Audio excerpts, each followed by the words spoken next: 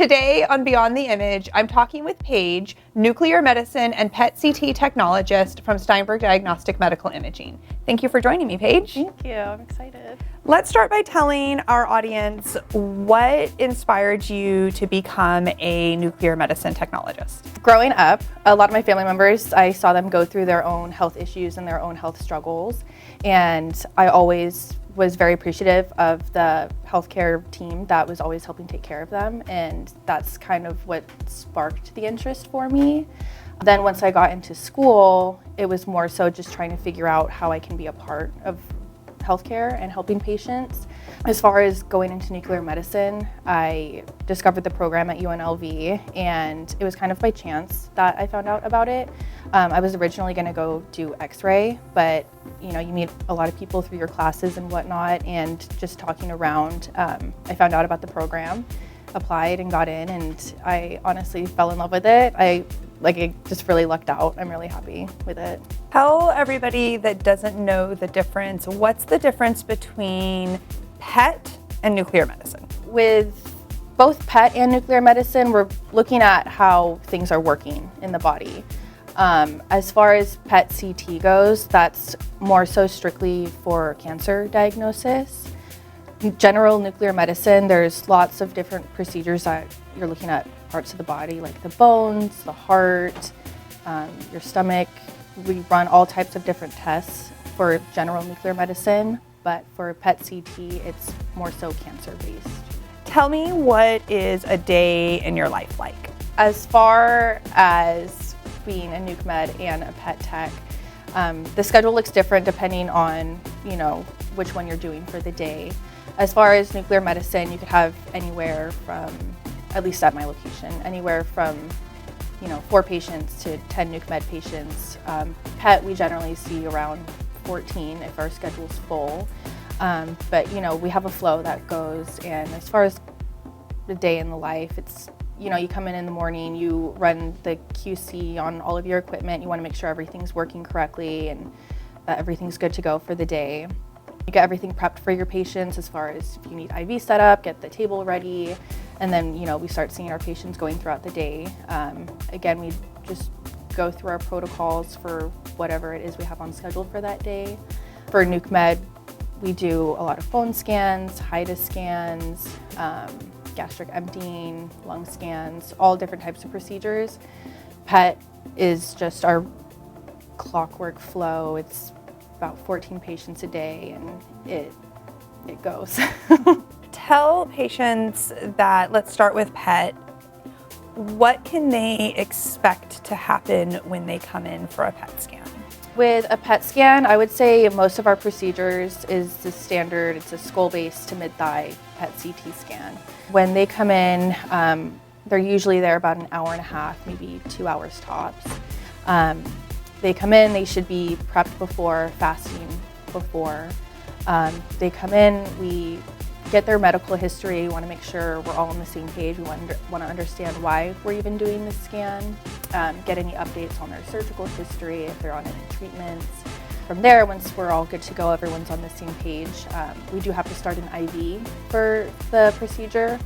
Through the IV, we give a radioactive sugar saline injection, and that's basically just how we're able to take our images. That's the main part of the PET scan.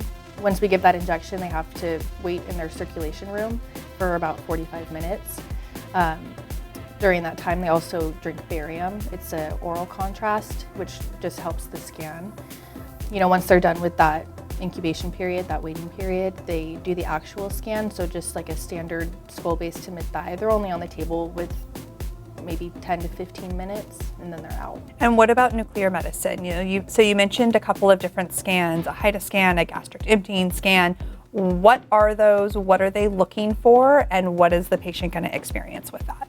The bread and butter that we do is a lot of bone scans, a lot of HIDA scans, and those are all so different as far as what you're looking for, how long you're going to be with us, how long you're even on the table. We do a lot of HIDA scans, and with a HIDA scan, we're mainly looking at the gallbladder, and we're looking to see how well it's functioning. So with a HIDA scan, you're on the table for an hour and a half. It's one of our longer ones.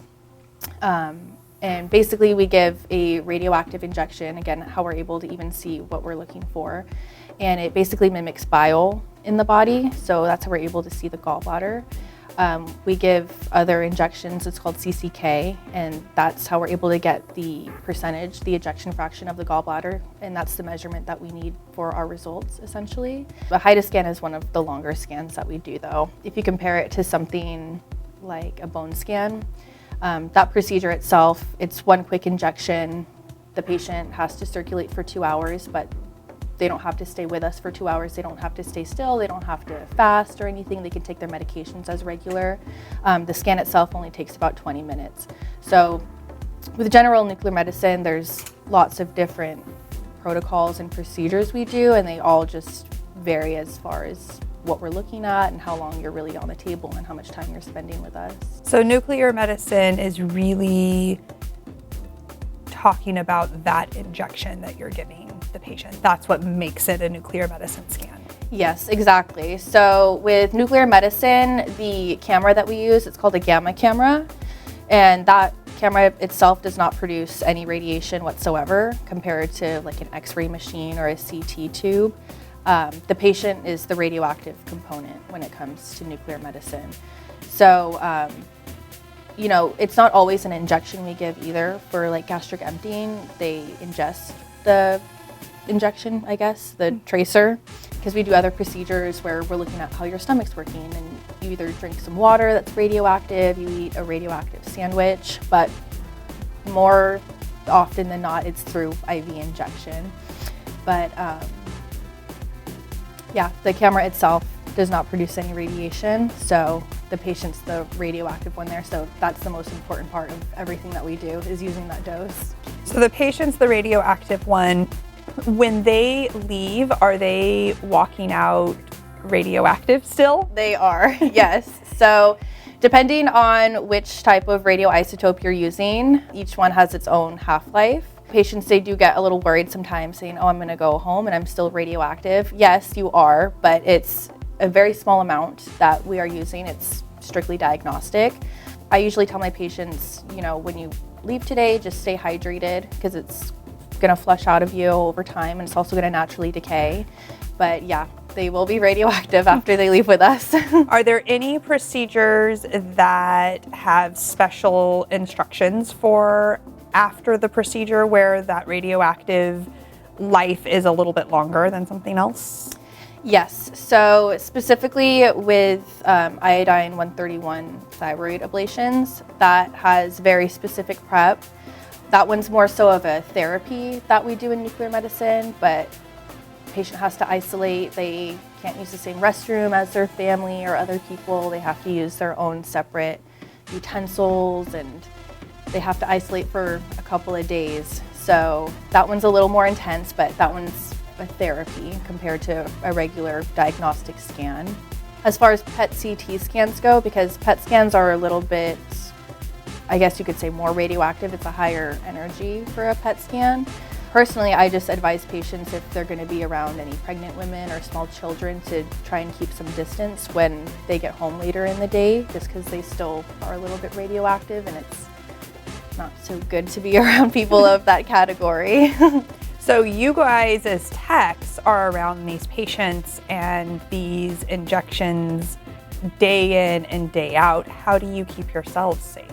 With anything that has to do with imaging, and we're using ionizing radiation, we follow ALARA.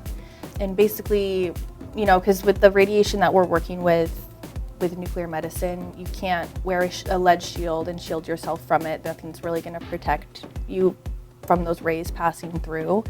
So for nuke med techs, it's more so just trying to keep your time cut short with the patient, which is easier said than done, especially if they need help or something goes wrong. But trying to minimize your time with them, try to keep your distance from them.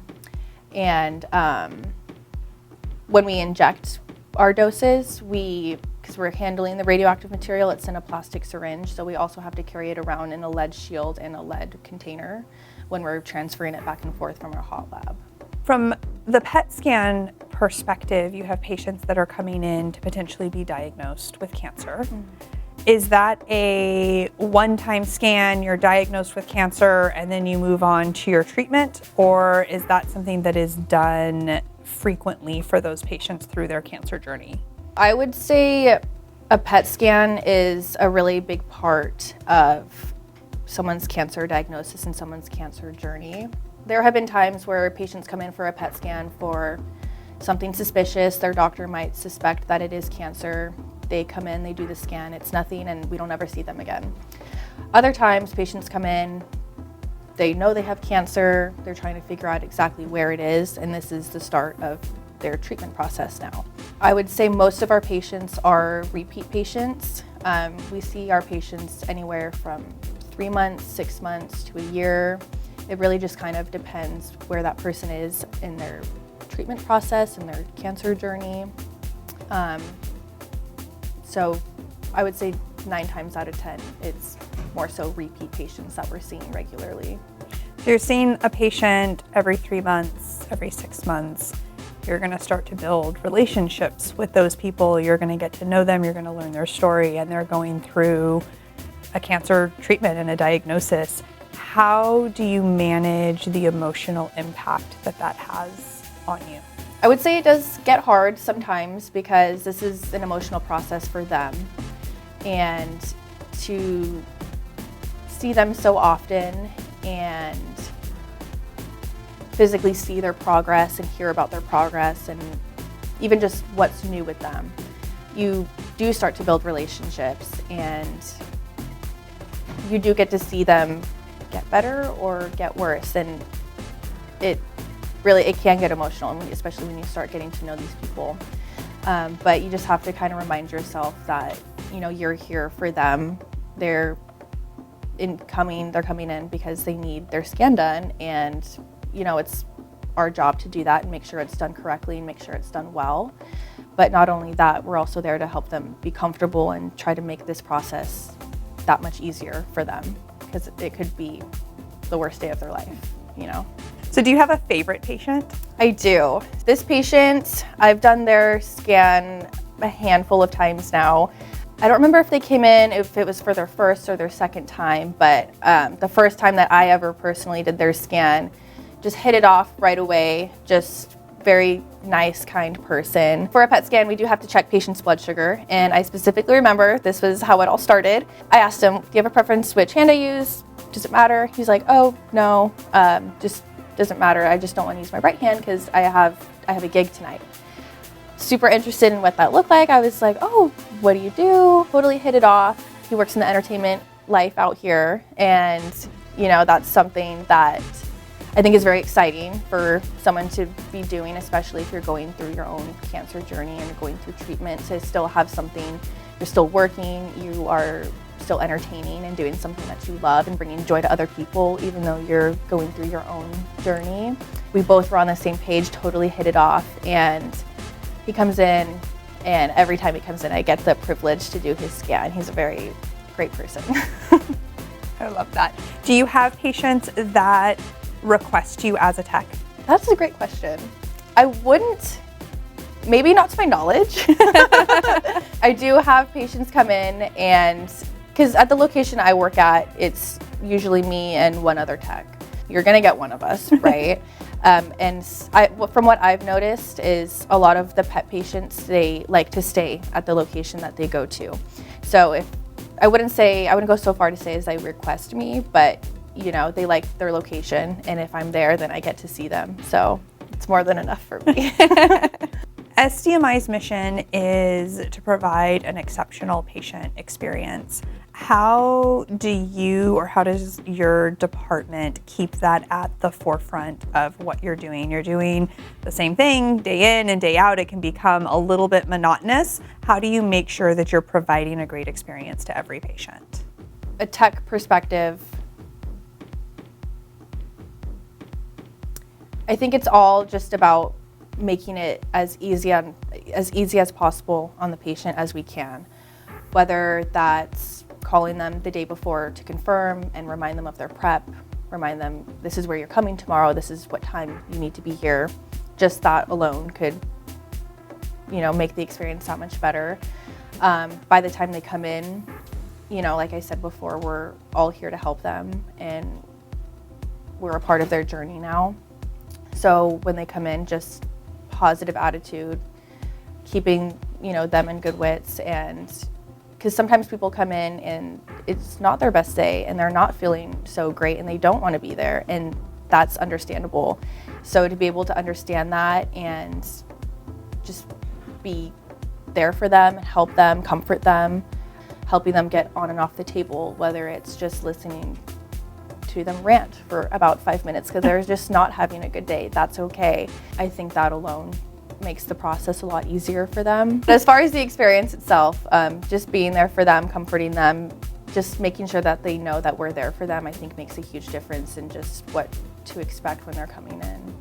What's the biggest piece of advice you can give to patients? We are there to help you, and we're rooting for you. So it's okay to be nervous, and it's okay to tell us how you're feeling and to let us help you. Sometimes patients come in and they think they have to act like everything's okay, and it's okay that you're not okay. So to just let us help you and just let us do what we need to do to make sure that you get your scan done and that you can get through this. And it's okay to be anxious, but it's also okay to express that. So just trust that we're here for you. Do you encounter difficult patients? Yes. I don't know any modality that doesn't.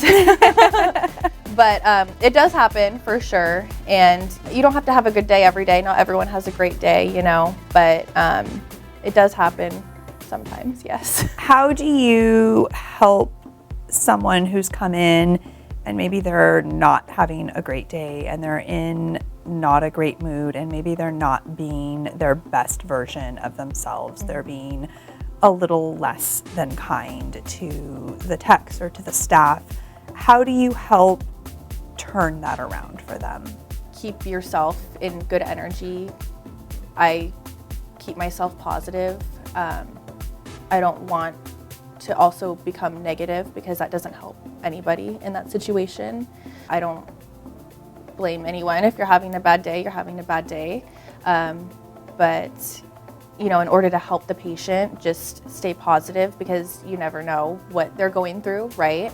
So maybe just cracking a joke, leaving them alone even, that could really just make the difference. You just have to be able to kind of just read your patient and try to figure out what they need in order to help the situation.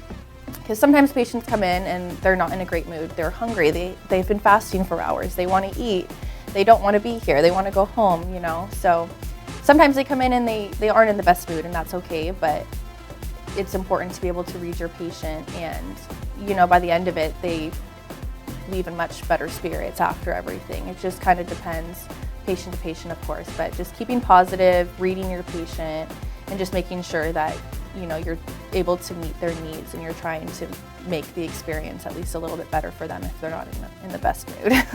What are some common patient complaints from the pet or nuc med department? The prep, fasting isn't fun. Some exams you have to fast for 8 hours and you're not eating all day, right? The prep can sometimes be a little much. Laying on the table for a long time can be a lot for a patient as well. Like I said, for a HIDA scan, you're laying there for an hour and a half on your back. Not a lot of people can lay still for that long on your back. So it's really important to make sure that they're comfortable. As far as just the equipment itself, there's only so much you can do, with a gamma camera table or a PET CT table. But I would say it's more so the prep that they have to go through and laying down and staying still for long periods of time. Once the patient's on the table, we'll stick with, HIDA scans since they are on for such a long time. Are they put on the table and then kind of left there and you come back in an hour and a half and check on them? Or is there a way for them to communicate with you guys and check in on them? With a HIDA scan, the tech is always in the room with them. So the patient's never left alone. It's not just like, hey, you're gonna lay here for an hour and a half, we'll see you later. Because for a HIDA scan, we give 2 separate injections. So that second injection comes at 60 minutes into the exam. So, we're constantly checking on the images, making sure that we're seeing what we need to see before we even move forward with that second injection. But as far as just leaving the patient alone, no, we don't do that. We're always there with them. Tell me what you think sets SDMI apart as an organization from other healthcare practices. The quality of care.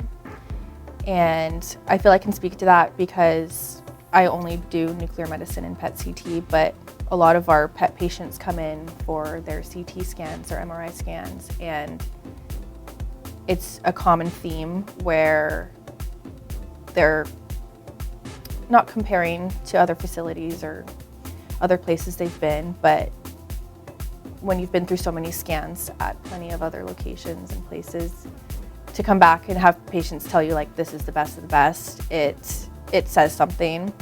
I hear quite often that it's the experience that they get from start to finish, whether it's when they schedule their appointment to when they're leaving the appointment the day of. It comes down to the quality of care that I think Steinberg offers in the techs that we have here. Talk to me about the equipment that you use. Is a PET scanner a PET scanner is a PET scanner, and you get the same image quality and the same experience and the same machine no matter where you go?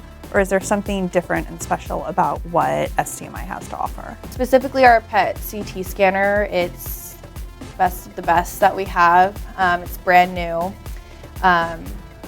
It's a PET and CT built into one. It's very high quality. The images are very clear, very great quality.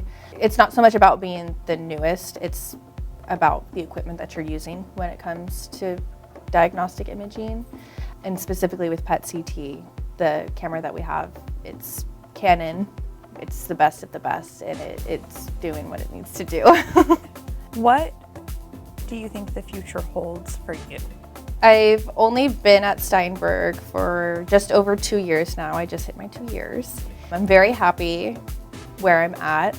When I first graduated school, I didn't really know where I wanted to work, what I wanted to do, if I wanted to do travel work, if I wanted to do hospital, outpatient. I didn't have that figured out yet. I think I made the right call coming here though. I'm very happy. Of course, I love the work that I do, but it's also the people that I work with. And I think that makes a huge impact on wherever you go. Because if you don't like your job, that's one thing, but if you don't like the people you work with, that's another thing. So I see myself staying here at Steinberg a long time. I'm very happy here. What do you think the future is for PET and nuke med as a modality? Personally, I think PET CT is kind of the future of nuclear medicine. There are so many new studies out there as far as diagnostic imaging and cancer imaging. Just here in Vegas, there's lots of research being conducted using different isotopes, different protocols, and being able to see different types of cancer. At Steinberg, this is a regular PET CT scan is an FDG scan, but at Steinberg we also do gallium PSMA scans, and those are specific for prostate cancer. And this is a newer advancement as far as PET imaging, and it's helped a lot of people, and I think that moving forward there's just going to be more and more better studies that we can do in PET that are going to help cancer patients. What advice could you give to somebody who is going through school and is trying to decide what path they want to take? What advice can you give them when they're considering healthcare and considering radiology? Something that I spent a lot of time considering when I was in school was, okay, why am I more drawn to radiology compared to like nursing? Or even going to like the administrative route. You know, there's so many different things you can do in healthcare, and I think it's really important to kind of figure out your why. Why do you want to go into healthcare? And is it because you want to work side by side with patients? Do you want to be the person to oversee the procedures? Do you want to be the doctor that's running the procedures or making the calls? It really just depends like where you personally see yourself at. And you also have to remember your own strengths and if you're going to be able to apply that for when you do decide, because like I said, there's so many different avenues you can go in healthcare. So you just have to figure out, what's going to work best for you and why do you want to do that. What is the schooling difference between becoming an X-ray tech or an MRI tech and becoming a nuclear medicine tech? At UNLV for X-ray and nuclear medicine, it's a 4-year program along with ultrasound. There are other schools where it's a 2-year program, but at UNLV, it's 4 years for all of the modalities, right? Specifically for nuclear medicine, it's, you do your 2 years of your prereqs and then you apply to the program and then you do your 2 years in the program. So while you're in the program, you're taking all of your textbook classes, learning the physics of everything and how things work and what we're looking for when we're doing these scans. So you're going to school full-time learning that. And then along with that, you're also doing your clinical rotation. So at UNLV, it was 3 semesters of clinicals and you rotate to different facilities, either outpatient or hospital, so you get both of those experiences. As far as, X-ray and ultrasound, I believe it's very similar for either of those programs. You have to do your prereqs and then you get into the program and then it's more focused on what you're studying. How or what differences did you notice between the outpatient and the hospital setting from the nuclear medicine tech perspective? I would say definitely the demographic of patients and the flow of patients. So outpatient is these patients, they're coming in, they're scheduling their own appointments, they're driving themselves there, they're getting themselves home from the scan. They're still living their day-to-day life and you only see them every couple of months. As far as hospital, it's sporadic, I guess. A patient comes into the ER, they need the scan done right now, then they could go home the next day or they could be there for the next 2 weeks. You just don't really know. It's just the flow and what's expected looks a lot different. And then as far as just the amount of patients you're seeing as well, with outpatient, you have a set schedule. You know what you're getting into the next day. You know exactly how many patients you're going to be seeing and what you're doing. Hospital, you could have 2 patients one day and then the next day you could have 10 patients. It really just kind of depends who's coming into the hospital and what the doctors want to see. So it's a little bit more steady, I guess, with outpatient. What kind of nuclear medicine scans are being done from an emergency medicine perspective? I would say typically nuclear medicine's not really used in an emergent situation. I will say at the hospital, they can do like brain death studies and that's pretty emergent, or like a lung VQ scan where you want to see if there's blood clots in the lungs. But other than that, generally no.